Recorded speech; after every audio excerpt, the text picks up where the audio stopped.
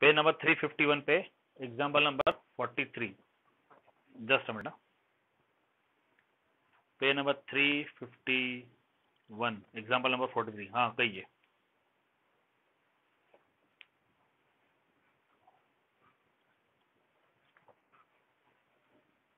किसमें?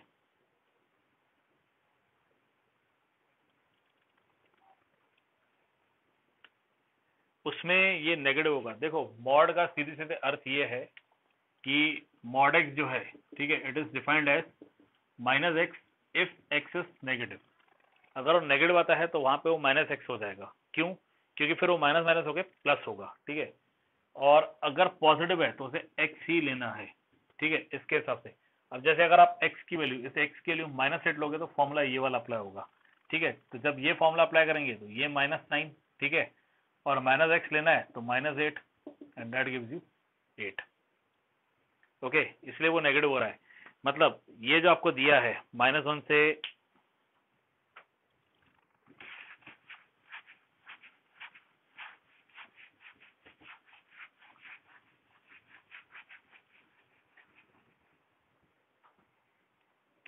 थ्री, आपको ये जो दिया है -1 से 3/2, ठीक है, और आपको दिया है mod of x sine pi x, ये दिया हुआ है, ठीक है। तो मॉडुलस में अगर हम एक्स के लिए -1 पुटअप करते हैं तो हमें मिलेगा -1 sine of minus pi. Sine of minus pi 0 होता है, तो -1 इंटू 0, ये 0 हो गया। मतलब लोअर लिमिट पे वैल्यू 0 है। अपर लिमिट अगर पुटअप करते हैं तो हमें मिलेगा 3/2, एक्स के लिए 3/2, ओके। और साइन यहाँ पुटअप करेंगे तो क्या मिलेगा? 3π/2। अब 3π/2 -1 होता है तो आपको मिलेगा 3/2 इंटू -1, दिस गिव्स यू -3/2। मतलब आप देख सकते हो कि यहाँ पे वैल्यू नेगेटिव आ रही है, ठीक है। इसलिए नेगेटिव वैल्यू एक्चुअल कहाँ से स्टार्ट हो रही है वो चेक कर रहे हैं। तो इसमें इन्होंने जो दिया है कि -1 से लेकर 1 तक। अब जो 1 है, अगर हम एक्स के लिए 1 पुटअप करते हैं तो यहाँ पे भी 0 आएगा। अब बीच में कोई वैल्यू ले लीजिए -1 से लेकर 1 तक, सपोज 0। अगर आप 0 पुटअप करेंगे, चलो वहां भी ये 0 आ रहा है। और कोई वैल्यू लेके देखिए। अगर आप और कोई वैल्यू देते हो, सपोज -1 से लेकर 1 तक, इसमें 0 आ गया। अगर आप -1/2 वैल्यू लेते हैं, सपोज एक्स के लिए -1/2 पुटअप करेंगे तो -1/2 साइन ऑफ -π/2 आएगा, ठीक है। This will give you -1/2 into -1 which is 1। तो ये पॉजिटिव आ रहा है। और अगर यहाँ की वैल्यू हाफ लेंगे, यहाँ पुटअप करेंगे तो हमें क्या मिलेगा? Half sine of π/2। Sine of π/2 1 है, मतलब ये भी हाफ आ रहा है। मतलब यहाँ पे भी पॉजिटिव वैल्यू आ रही है, यहाँ पे भी पॉजिटिव वैल्यू आ रही है। यहाँ 0 आ रहा था, यहाँ 0 और यहाँ 0। -1 पुटअप कर रहे हैं तो ये साइन ऑफ -π 0 कर देगा। 1 पुटअप करेंगे तो साइन ऑफ पाई अगेन 0 कर देगा। 0 कर देंगे तो ये वाला 0 इसे 0 कर देगा, ठीक है। और -1 से 0 तक पॉजिटिव वैल्यू है, 0 से लेकर 1 तक पॉजिटिव वैल्यू है। इन शॉर्ट -1 से लेकर 1 तक वैल्यू या तो 0 है या तो पॉजिटिव है, ठीक है। अब अगर वैल्यू 0 या पॉजिटिव है तो वहां पे पॉजिटिव पार्ट ही लेंगे। इसलिए इसको इन्होंने ऐसे लिया हुआ है, इंटीग्रल फ्रॉम -1 to 1। यहाँ पे x sine pi X dx लिया हुआ है, ठीक है, क्लियर। और फिर इसके आगे 1 से आगे 3/2 तक, 3/2 पे आप देख रहे हो वैल्यू नेगेटिव है, तो 1 से लेकर 3/2 तक वैल्यू नेगेटिव हो रही है। इसलिए उसमें उन्होंने क्या लिया है, आगे 1 से लेकर 3/2 तक इसे -x sine of pi X dx लिया है, ठीक है। अगर आपको याद हो, मैंने आपसे कहा था मॉड वाला प्रॉब्लम आता है तो उसमें सब्स्टिट्यूशन कीजिएगा। अब यहाँ तो आप सब्स्टिट्यूट नहीं कर सकते हो, ठीक है। अगर आपको याद हो तो ऐसा अगर आता है, सपोज आपको ये आ गया -2 से 5 तक मॉड ऑफ t dt, तो इससे आप कैसे करोगे? इससे आप -2 से 0 तक -t लोगे, क्योंकि उस पार्ट में वो नेगेटिव है, प्लस 0 to 5 में आप t लोगे, क्योंकि इस पार्ट में पॉजिटिव है। इसीलिए इस पार्ट में इसे नेगेटिव लिया गया है, okay. Is this clear?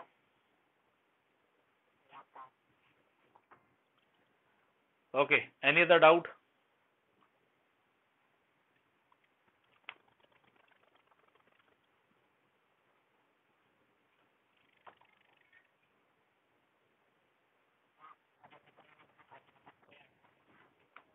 Miscellaneous का क्वेश्चन नंबर 3। हाँ,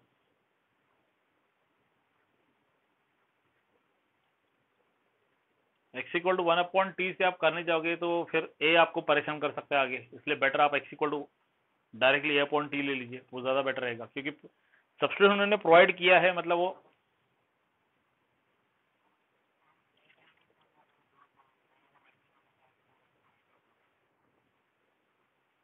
ए स्क्वायर तो बेटा कांस्टेंट है, वो तो सीधे बाहर चले जाएगा उल्टा।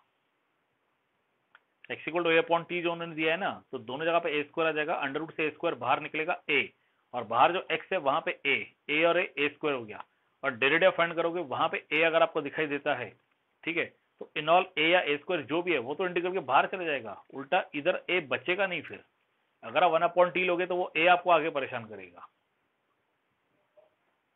यहाँ तो उल्टा आप इंटीग्रल से ए सीधे बाहर निकाल के सॉल्व कर सकते हो। Yes, any other doubt?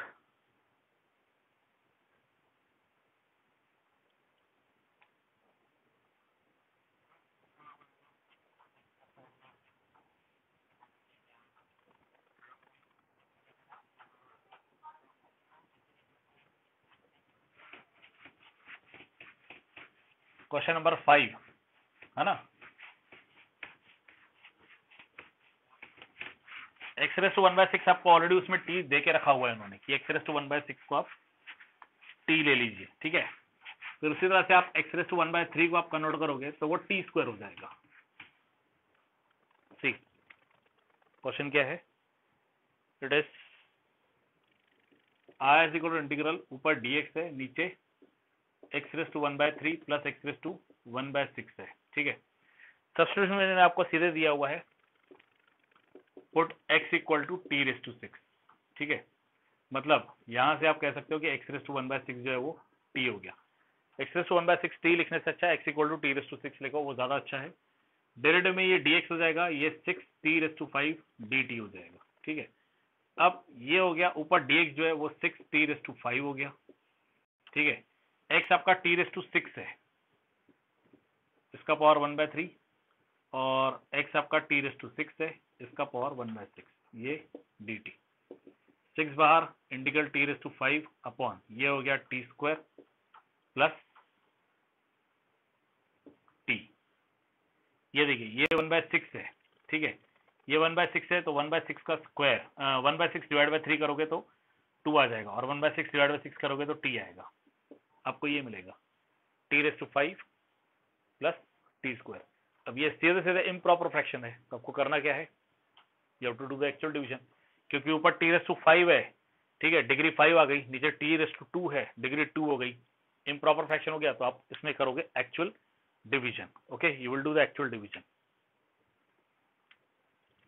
Actual division करोगे तो आपको t raise to 5 divide by T square plus T मिलेगा, ठीक है। T square multiply with T cube gives you T raise to 5, T cube into T square T raise to 5 देगा, again T cube into T gives you T raise to 4, और यहाँ पे तो 0 T raise to 4 है, term ही नहीं है, तो ये कैंसिल हो गया, सब्ट्रैक्शन में ये कैंसिल हो गया, और यहाँ से माइनस टी रेस टू 4 मिलेगा। आप देख सकते हो टी रेस टू 4 पावर में 4 है, और ये टी स्क्वायर अभी भी इम्प्रॉपर है। अब ये टी स्क्वायर से टी रेस टू 4 में कैसे आएंगे, मल्टीप्लाइंग विद टी स्क्वायर, और कोएफिशिएंट इसका माइनस है तो माइनस साइन लेंगे, मतलब माइनस टी स्क्वायर और minus T square into T minus T cube आएगा, तो यहाँ पे प्लस 0 टी क्यूब भी आप ले सकते हो, ये प्लस 0 टी क्यूब आ गया। सब्ट्रैक्शन में ये प्लस हो जाएगा, ये प्लस हो जाएगा, मतलब रह गया टी क्यूब। अब फिर से टी क्यूब आ रहा है, टी क्यूब और ये टी स्क्वायर, डिग्री 3 डिग्री 2 फिर से इम्प्रॉपर है, so multiply with plus T, this gives you T cube plus T square, यहाँ 0 टी स्क्वायर आप लिख सकते हो, और ये 0 टी स्क्वायर हो गया। सब्ट्रैक्शन करोगे माइनस माइनस हो जाएगा, यहाँ पे आपको माइनस टी स्क्वायर हो गया। एक बार फिर आप देख सकते हो कि इम्प्रॉपर है, क्यों इम्प्रॉपर है, क्योंकि ये भी टी स्क्वायर है, ये भी टी स्क्वायर है, सेम डिग्री हो गई, तो मल्टीप्लाई विथ -1, क्यों, क्योंकि यहाँ पे T square with positive coefficient है, और यहाँ पे T square with negative coefficient है, तो ये माइनस टी स्क्वायर और माइनस टी आएगा। सब्ट्रैक्शन में ये प्लस और ये प्लस हो जाएगा, मतलब ये रह जाएगा टी। इन शॉर्ट इतना सारा डिवीजन करने के बाद यहाँ पे जो टी आ रहा है, अब ये पावर 1 है और ये पावर 2 है, अब जाके प्रॉपर फ्रैक्शन में कन्वर्ट हुआ, मतलब ये जो है ना ये हो जाएगा 6 इंटीग्रल, ठीक है, ये हो जाएगा T cube plus T sorry minus T square plus T -1 ये हो गया इसका क्वोशंट, और रिमाइंडर अभी भी टी है, plus T upon T square plus T D T. इस तरह से इसे सॉल्व करना है, ठीक है। Yes, any other doubt?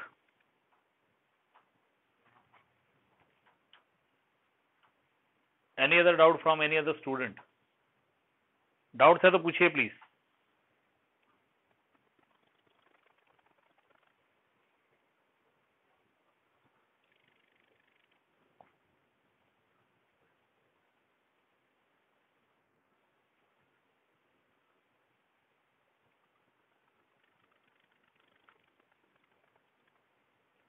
Prashant, are you there?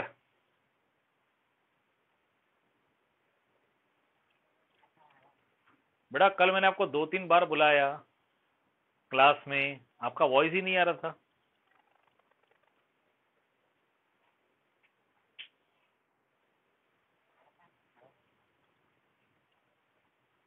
कल मैंने एक क्वेश्चन दिया था कि ये क्वेश्चन सब लोग कंपलसरी सॉल्व करके मुझे भेजेंगे, ठीक है। उस वक्त मैंने पूछा था कि क्या आप लोगों को सुनाई दिया, रिस्पॉन्ड कीजिए। तब आपका यस सर आया नहीं था। फिर मैंने आपसे 2-3 बार पूछा, क्लास लीव हो गया। हाँ, क्यों? क्यों? आप हो कहाँ पे? आप हो कहाँ पे? नहीं, घर कहाँ है आपका?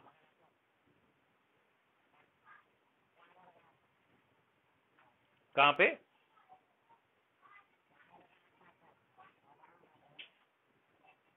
तो वहाँ नेटवर्क इश्यू है क्या? ठीक है। और मुझे सारे बच्चों ने नहीं भेजा है। कल जो मैंने क्वेश्चन कहा था कि ये क्वेश्चन आपको सॉल्व करके मुझे भेजना है, सारे बच्चों ने नहीं भेजा है उसे। चलिए कोई नहीं, no issue. One second please, कोई डाउट है तो पूछिए।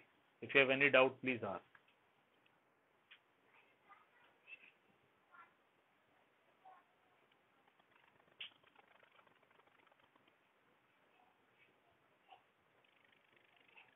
डाउट नहीं है तो अच्छी बात है, फिर मैं आगे प्रोसीड करता हूँ, नेक्स्ट चैप्टर में जंप करूंगा मैं।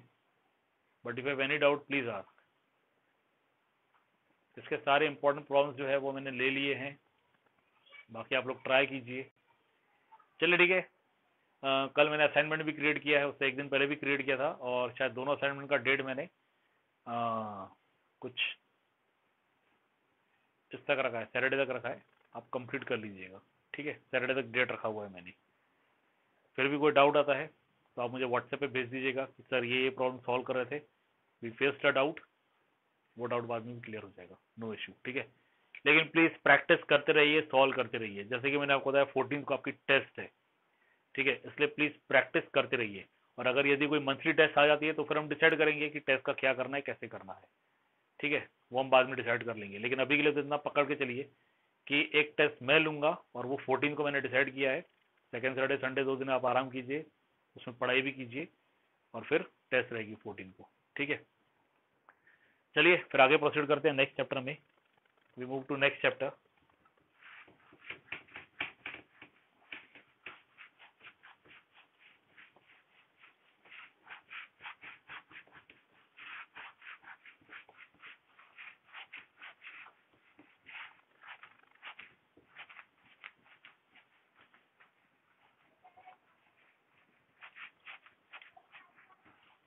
Application of definite integral.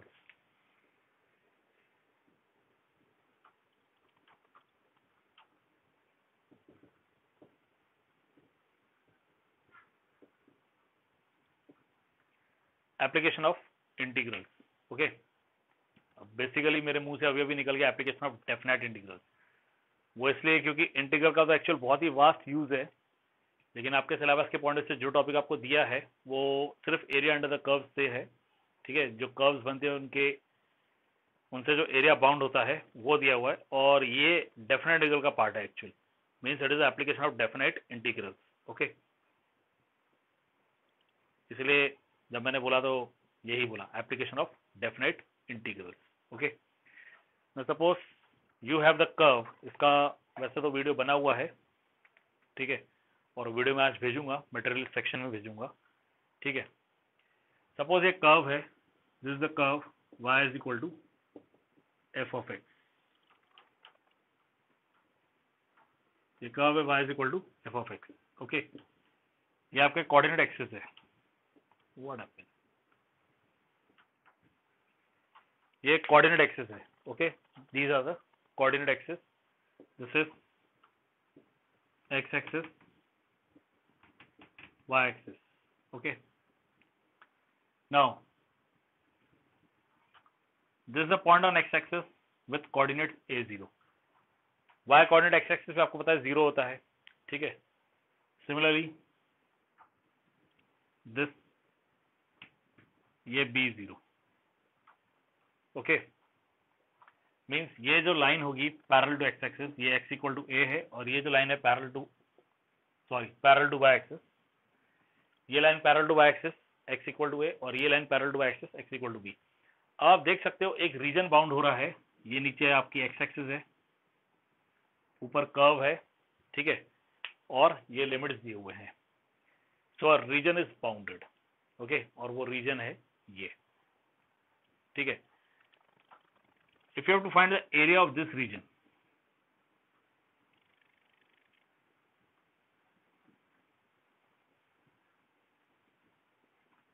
if you have to find the area of this region, then we can easily find the area of region। अब रीजन को पहले समझ लीजिए, रीजन के लेफ्ट और राइट साइड में हमेशा x के लिमिट्स रहते हैं, ठीक है, रीजन के लेफ्ट और राइट साइड में हमेशा x के लिमिट रहते हैं, क्योंकि x एक्सिस हॉरिजॉन्टली चलती है, ठीक है। यहाँ आप देख सकते हो x इक्वल टू है और यहाँ x इक्वल टू b है, ठीक है। रीजन के बॉटम और टॉप पे जो लिमिट्स रहते हैं वो हमेशा y के रहते हैं, ठीक है, वो जो लिमिट्स रहते हैं वो हमेशा y के रहते हैं।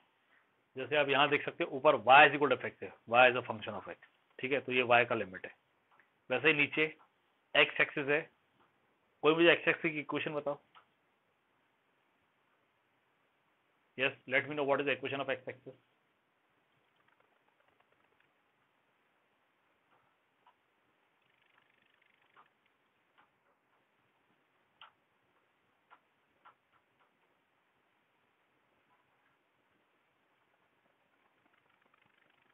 Equation of x axis y is equal to 0, y is equal to 0।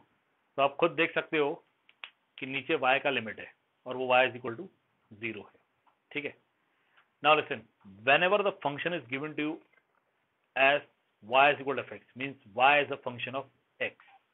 जब भी आपको function y is a function of x दिया रहेगा, ऐसे केस में एक लिमिट हमेशा x एक्सिस रहेगा, मतलब y is equal to 0 रहेगा, ठीक है। If y is given to you as a function of x, then its lower limit for y, it will be always y is equal to 0 means x axis, ठीक है। और ऐसे case में integration with respect to x होगा, और जो x के limits रहेंगे वो पॉइंट पर रहेंगे, x equal to a to x equal to b। अब इसमें आप एक छोटा सा पतला सा स्ट्रिप कंसिडर कर सकते हो, ये एक पतला सा स्ट्रिप है, ठीक है, this is a very thin strip,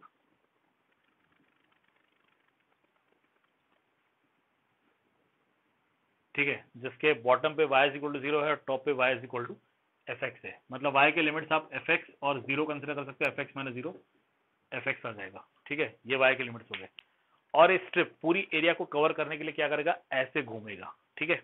mobile में आपने QR कोड देखे होंगे, QR कोड में कैसे एक पतली सी रेड कलर की स्ट्रिप रहती है जो ऐसे स्कैन करती है, ठीक है, बिल्कुल वैसे ये स्कैनिंग कर रही है, ऐसे घूम रही है, ठीक है।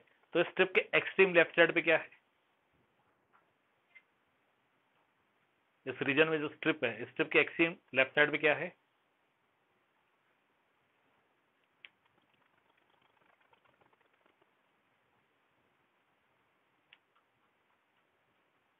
नहीं, मैं सिर्फ रीजन की बात कर रहा हूं,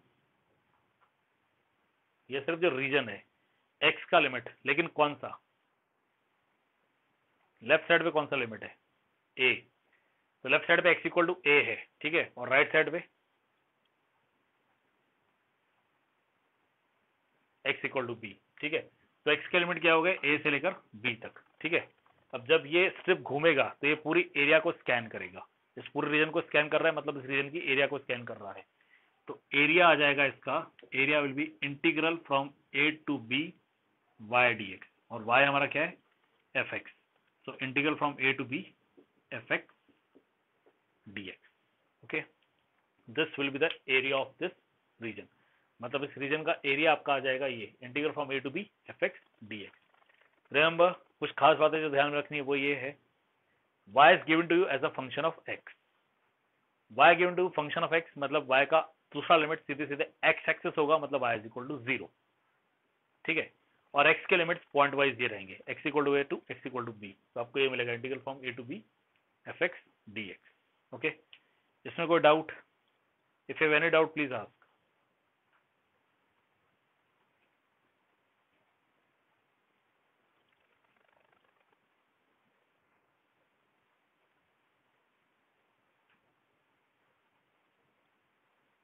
ओके, अब हम आगे प्रोसीड करेंगे।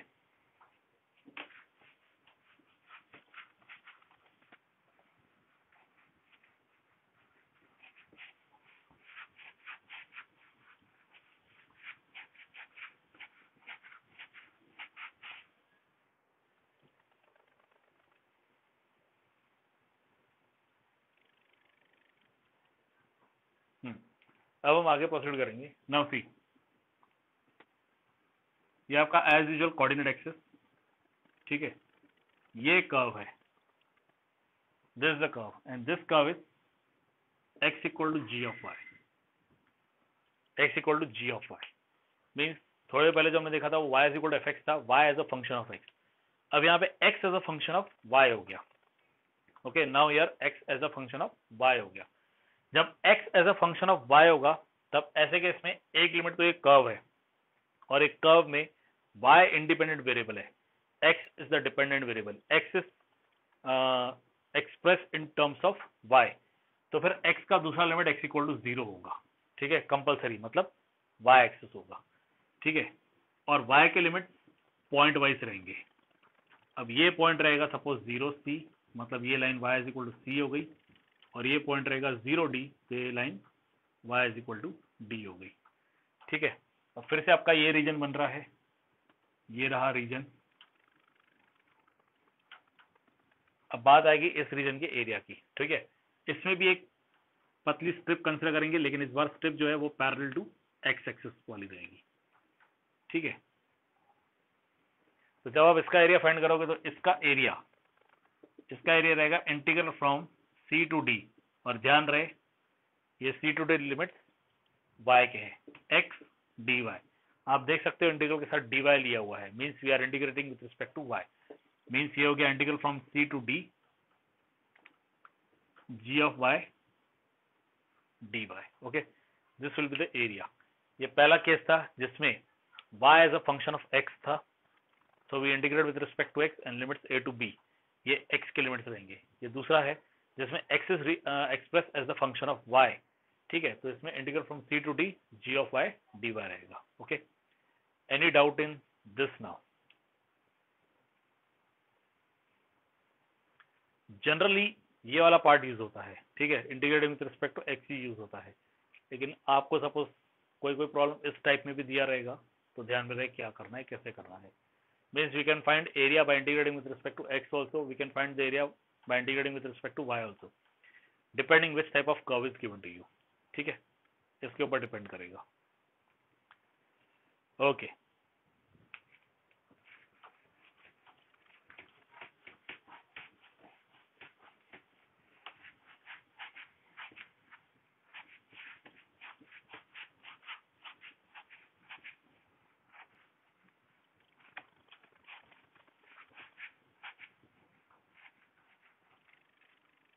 नाउ सी,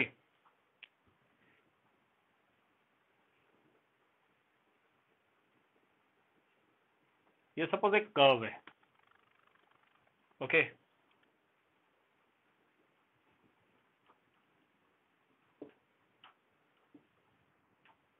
ये कर्व है, कर्व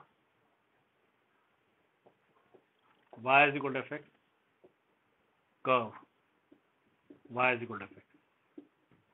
ठीक है, you are having the curve y is equal to f x. अब दोनों कर्व्स को आप ध्यान से देखो, कर्व नीचे से ऊपर आ रहा है या ऊपर से नीचे जा रहा है। ठीक है, इस तरह के कर्व्स है। लिमिट्स हम वही लेंगे, x equal to a to x equal to b।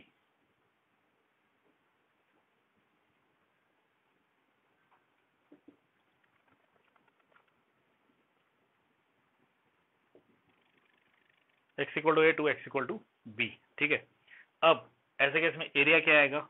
Area आएगा integral from a to b f x d x. This will be the area as we have studied. ठीक है, अब इस केस में ध्यान रखने वाली बात क्या है, वो ये है कि इस केस में कर्व ऊपर से नीचे आ रहा है, मतलब एक्सेस को क्रॉस करके नीचे आ रहा है। इस केस में कर्व नीचे से ऊपर जा रहा है, एक्सेस को क्रॉस करके ऊपर जा रहा है। दोनों केसेस में जब कर्व एक्स एक्सिस पे होगा, दोनों केस में कर्व जब एक्स एक्सिस पे होगा, मतलब यहां पे, can you tell me what will be the value of function at this point? इस पॉइंट पे फंक्शन की वैल्यू कितनी होगी?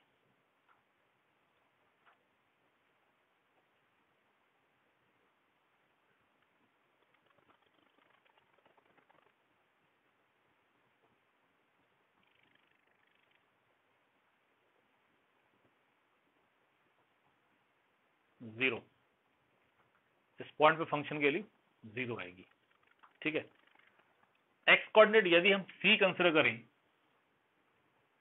तो वाई कोऑर्डिनेट तो जीरो है, इसका मतलब क्लियरली एफ ऑफ सी क्या हो गया? जीरो। एक्स कोऑर्डिनेट हम कंसिडर कर रहे हैं सी, वाई कोऑर्डिनेट जीरो, क्योंकि एक्स एक्सिस है, तो एफ ऑफ सी क्या हो गया? जीरो। अब एफ ऑफ सी जीरो क्यों हो गया? क्योंकि कर्व है y is equal to f x. Curve क्या है?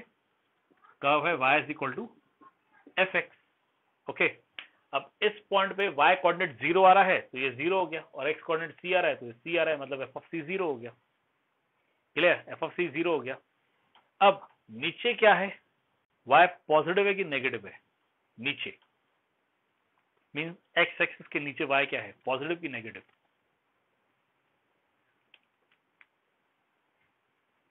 नेगेटिव। चाहे वो थर्ड क्वाड्रेंट हो या फोर्थ क्वाड्रेंट हो, डजंट मैटर। ठीक है, x एक्सिस के नीचे y कोऑर्डिनेट नेगेटिव है, और x एक्सिस के ऊपर मतलब फर्स्ट और सेकंड क्वाड्रेंट में y कोऑर्डिनेट पॉजिटिव है। ठीक है, तो हम इंटीग्रेट जो फंक्शन एफ एक्स को करते हैं ना, एक्चुअली हम इंटीग्रेट वाई को करते हैं। ठीक है, विद रिस्पेक्ट टू एक्स, है वो फंक्शन ऑफ एक्स ओनली। ठीक है, तो ऐसे केस में क्या होगा? यहाँ पे एरिया पॉजिटिव आएगी और यहाँ पे एरिया नेगेटिव आएगी, और इस केस में यहाँ पे एरिया नेगेटिव आएगी और यहाँ पे एरिया पॉजिटिव आएगी। ठीक है, एरिया है क्या? एरिया तो हमेशा पॉजिटिव आती है, लेकिन यहाँ पे एरिया हम कैसे फाइंड कर रहे हैं? With the help of integrals. Integrals में डेफिनेट इंटीग्रल, डेफिनेट इंटीग्रल में हमेशा एक फिक्स वैल्यू आ जाती है। अब वो वैल्यू एक नंबर है, वो पॉजिटिव भी हो सकता है या नेगेटिव भी हो सकता है। ठीक है, तो जब हम इसका इंटीग्रल सॉल्व करेंगे तो ये पॉजिटिव होगा और ये नेगेटिव होगा, और जब ये इंटीग्रल सॉल्व करेंगे तो ये नेगेटिव होगा और ये पॉजिटिव होगा, लेकिन एरिया कभी भी नेगेटिव होती नहीं है। ठीक है, तो इसे कैसे लिखा जाएगा? इसे लिखा जाएगा integral from A to c f x d x plus integral from c to b f x d x.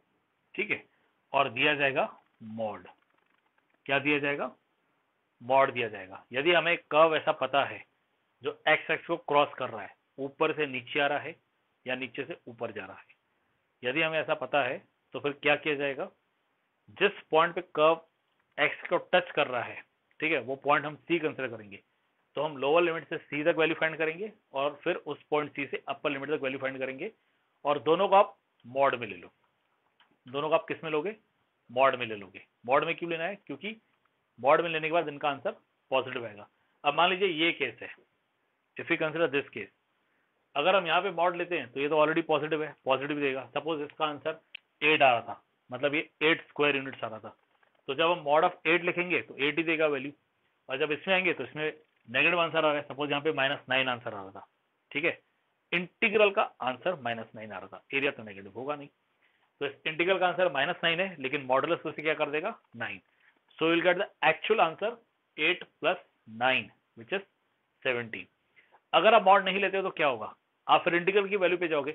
अब इसमें इंटीग्रल की वैल्यू 8 आ रही थी तो आपने 8 लिखा, और इसमें इंटीग्रल की वैल्यू -9 आ रही तो आपने -9 लिखा, तो 8 - 9 क्या हो जाएगा? -1। सी हो गई मिस्टेक। जहां पे एक्चुअली एरिया 17 चाहिए, 17 चाहिए, वहां पे माइनस हो गया। वैसे ही ये होगा, अगर ये -8 और ये 9 है तो यहाँ इंटीग्रल की वैल्यू नेगेटिव आएगी, तो जब मॉड देंगे तो वो उसे पॉजिटिव कर देगा, और यहाँ इंटीग्रल की वैल्यू पॉजिटिव है, मॉड देंगे तो वो पॉजिटिव रहने देगा। Okay, clear? Any doubt in this?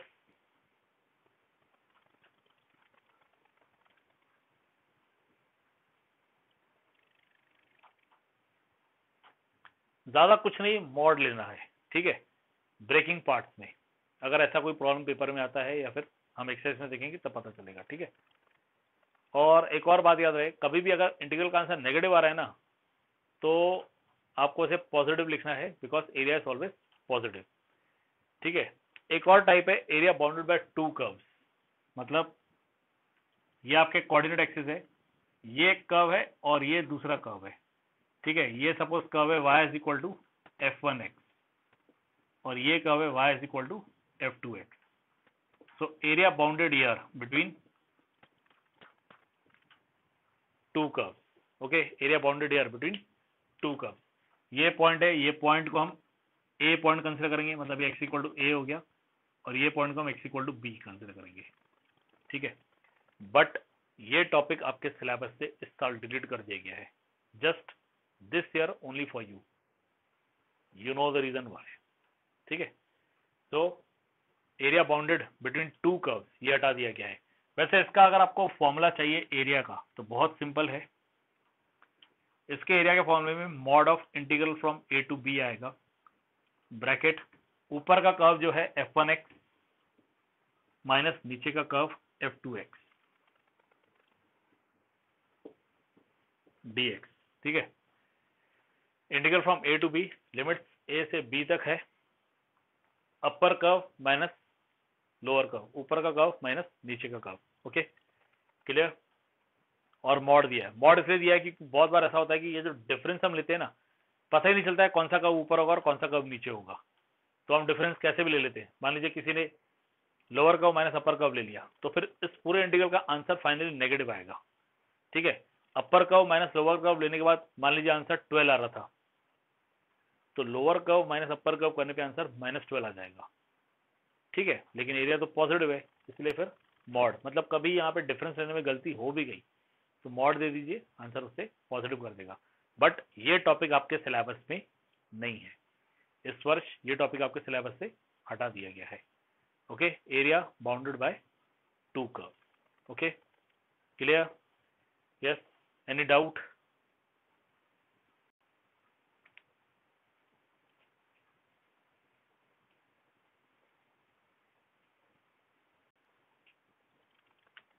Okay,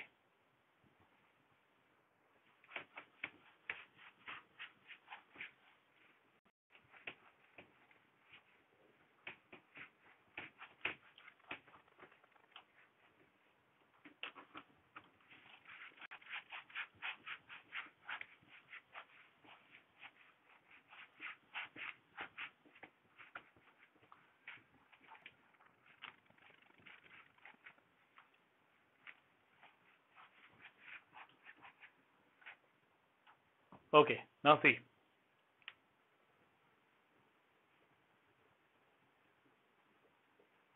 what is this?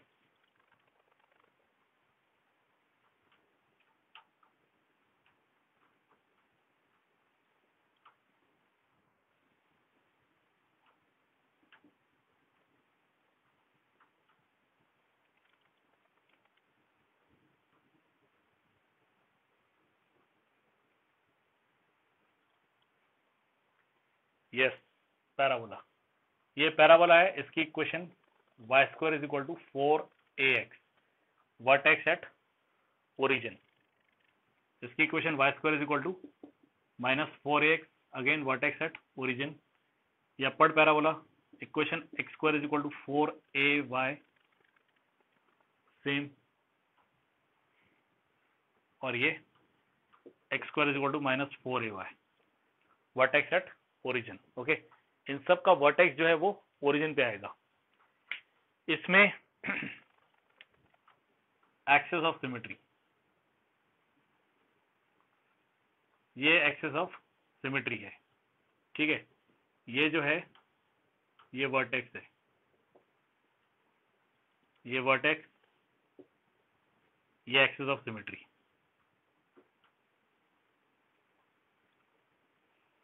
This is axis of symmetry. इसमें ये रहेगी एक्सिस ऑफ सिमेट्री, इसमें ये रहेगी एक्सिस ऑफ सिमेट्री, और ये रहेगा वर्टेक्स, और ये रहेगा वर्टेक्स। ठीक है, axis of symmetry means, what is the meaning of axis of symmetry?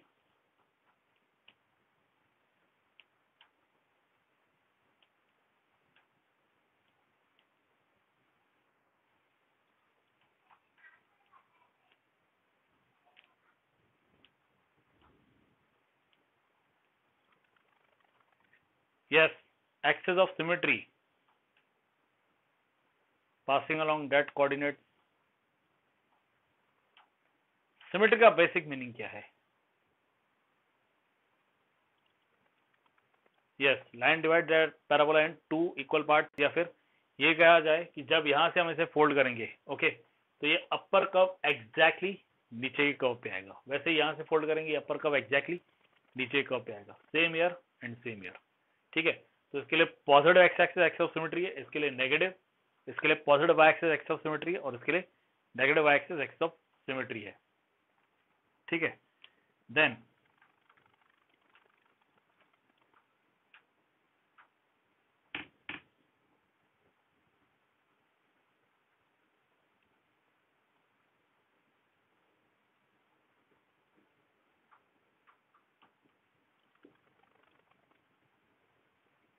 This is circle, इसकी equation x square plus y square is equal to a square. Centre जो है वो ओरिजिन पे आएगा। इसका रेडियस कितना है? How much is the radius?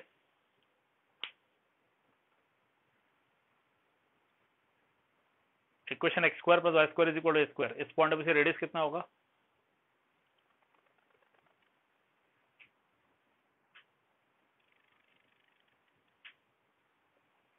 A, radius is a. इस हिसाब से ये जो पॉइंट है ये हो गया A0, ये पॉइंट हो गया 0A, ये पॉइंट हो गया -A0, और ये पॉइंट हो गया 0 -A। ठीक है, अब क्वेश्चन में आता है find the area of circle. ठीक है, एरिया ऑफ सर्कल अगर फाइंड करना है तो एरिया ऑफ सर्कल फाइंड करने के लिए आप क्या करोगे? सर्कल जो है you know it is symmetric about x axis and y axis. आप ऐसे फोल्ड करो तो लोअर कर्व एग्जैक्टली ऊपर कर्व पे जाएगा, ऐसे फोल्ड करो तो ये कर्व एग्जैक्टली इसके ऊपर जाएगा। तो जब भी आपको एरिया फाइंड करनी होगी ना, तो आपको क्या करना पड़ेगा? आपको सिर्फ इस फर्स्ट क्वाड्रेंट का एरिया फाइंड करना पड़ेगा। ठीक है, you have to find the area of first quadrant only, और इसे मल्टीप्लाई कर दो 4 के साथ। ओके, इसे मल्टीप्लाई कर दो 4 के साथ। ठीक है, इसमें अगर आप एरिया फाइंड करने के लिए ये स्ट्रिप कंसिडर करोगे,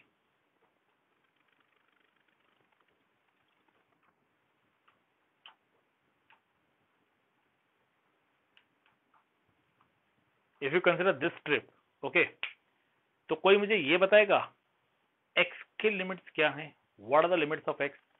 एक्स के लिमिट से याद रखना हॉरिजॉन्टल एक्सिस है तो लेफ्ट से राइट रहेगा। एक्स के लिमिट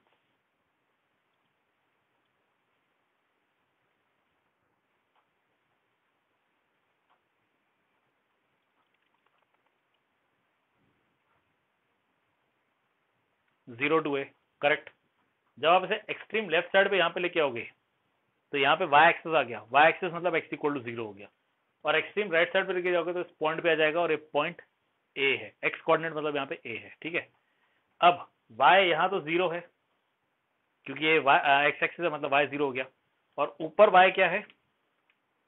इस इक्वेशन के हिसाब से ऊपर वाई हो जाएगा under root of A square minus x square. इसका अर्थ ये है कि वो जो 9 फॉर्मुलेस दिए थे ना आपको, उस 9 फॉर्मुलेस में जो बड़े वाले 3 फॉर्मुलेस थे, उन बड़े वाले 3 फॉर्मुलेस में ये वाला फॉर्मूला अप्लाई होगा यहाँ पे, और ये फॉर्मूला सबसे इंपॉर्टेंट है। ठीक है, इस चैप्टर के लिए ये फॉर्मूला, मतलब कौन सा? ये वाला जो था integral under root of A square minus x square. जिसका answer x/2 under root of A square minus x square plus A square by 2 sine inverse X by A आता है। ठीक है, ये वाला फॉर्मूला अप्लाई होगा। ये फॉर्मूला इस चैप्टर के लिए इंपॉर्टेंट है, स्पेशली सर्कल और इलिप्स के लिए। ठीक है, अब ये तो बात हो गई सर्कल की। अब देखिए इलिप्स,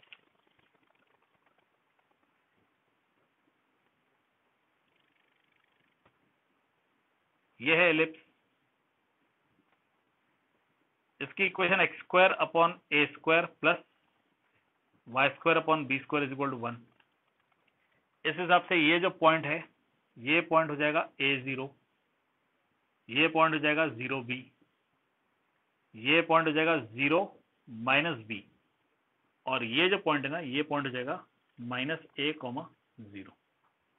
ठीक है, इक्वेशन ये आ गई। अब इलिप्स जो है ये भी दोनों कोऑर्डिनेट एक्सिस से सिमेट्रिक रहता है। It is symmetric about x axis, symmetric about y axis. मतलब इसे अगर ऊपर फोल्ड करेंगे तो ये नीचे का कर्व एग्जैक्टली ऊपर के कर्व पे जाएगा। अगर हम इसे ऐसे फोल्ड करेंगे तो ये साइड का कर्व एग्जैक्टली इस साइड पे जाएगा। ठीक है, तो ऐसे केस में भी जब आपको एरिया फाइंड करनी है ना, तो एरिया फाइंड करने के लिए आपको सिर्फ पहले क्वाड्रेंट का एरिया फाइंड करना है, जैसे हमने यहाँ किया है, और सीधे सीधे 4 से मल्टीप्लाई कर दीजिए। ठीक है, इसमें भी यदि हम स्ट्रिप कंसिडर करें, एक पैरेलल स्ट्रिप कंसिडर करें ऐसी वाली, ठीक है, parallel to Y axis,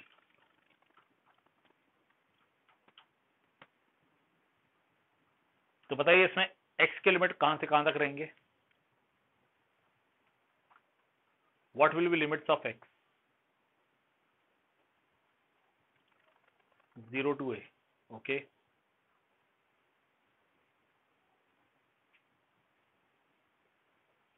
correct, इसमें भी लिमिट्स वैसे ही रहेंगे, 0 to a ही रहेंगे। ठीक है, अब जहां तक y का केस है तो y नीचे 0 आएगा। ठीक है, और फंक्शन जो आपको लेना है, तो जैसे इसमें function y is equal to under of A square minus x square आ रहा था ना, इसमें फंक्शन ये हो जाएगा y is equal to b upon A under root of A square minus x square. मतलब एक बार फिर b अपॉन ए तो कांस्टेंट है, एक्चुअल वही फॉर्मूला अप्लाई होगा, under root of A square minus x square. इसलिए मैंने कहा था ये फॉर्मूला इंपॉर्टेंट है। ठीक है, क्लियर? जो आपने 11th स्टैंडर्ड में स्टडी किया है, ठीक है, ये वो कॉन्सेप्ट है बिसाइड दिस लाइंस वगैरह। Any doubt in these? It was just a revision of your 11th standard.